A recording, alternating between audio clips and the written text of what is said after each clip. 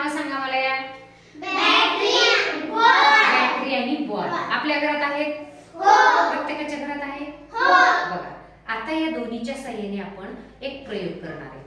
काय करणार आहे? प्रयोग आपण करतो नेहमी, अगदी साधे सरळ सोपे बिना खर्ची तसाचा. आता मी लावणार आहे ही बॅटरी. आता काय झालंय तुम्हाला काय दिसतंय ते मला सांगा. बरोबर आहे. बघा अर्ध्या भागावर उजेड आहे, अर्ध्या भागावर अंधार आहे. बरोबर आहे. बघा दिसलंय. म्हणजे असं का बरं झालं सांगा. असं का? इकडे अंधार का इकडे उजेड का? बॅटरीचा उजेड फक्त इकडे पडला, इकडे नाही गेला, म्हणून इकडे काय आहे? अंधार. आणि इकडे काय आहे? उजेड. आता बघा मी फिरवते बॉलला. चला सांगा आता काय होते?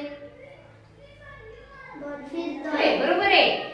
जो भाग अंधारात येतो फिरल्यानंतर उजेडात येतो, परत उजेडातला भाग अंधारात जातोय, परत अंधारातला भाग उजेडात येतोय. हे सतत सुरू आहे. बरोबर आहे. याचा अर्थ काय होतो? बघा याचा अर्थ काय होतो? पृथ्वी स्वतःभोवती फिरत असते. बघा नीट लक्ष द्यायचं. पृथ्वी स्वतःभोवती फिरत असते. फिरता फिरता ती सूर्याच्या समोर येते आणि सूर्यासमोर जो भाग असतो तिथे दिवस होतो. उजेड आहे ना. उजेड आहे म्हणजे हा दिवस आहे. आणि आता अर्ध्या भागावर या पृथ्वीच्या अंधार आहे. बघा आहे इथे अंधार.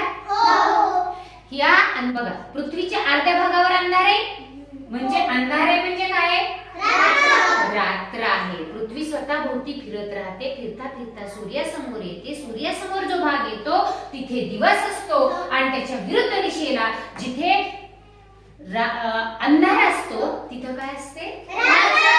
म्हणजे हे चक्र सतत सुरू असतं. बघा दिवसा मागून रात्र, रात्री मागून दिवस, दिवसा मागून रात्र, रात्री मागून दिवस. का बरं होत राहतं मग हे सांगा? का? पृथ्वी स्वतःभोवती फिरते. पृथ्वी स्वतःभोवती फिरते. फिरता फिरता ती कुठे येते? सूर्यासमोर येते. आणि जो भाग उजेडात असतो तिथे काय होतो? आणि जो भाग अर्धा अंधारात असतो तिथे रात्र.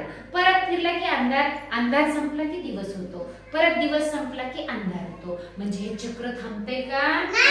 अजिबात नाही. म्हणून दिवस व रात्र कसे होतात? पृथ्वी स्वतःभोवती फिरते म्हणून दिवस आणि रात्र होतात. फिरता फिरता सांगा सूर्यासमोर येते आणि तिची जी बाजू सूर्याच्या समोर आहे तिथे काय होतो? आणि तिच्या विरुद्ध बाजूला रात्र होते. म्हणून काय होते? दिवस आणि रात्र. लक्षात आले?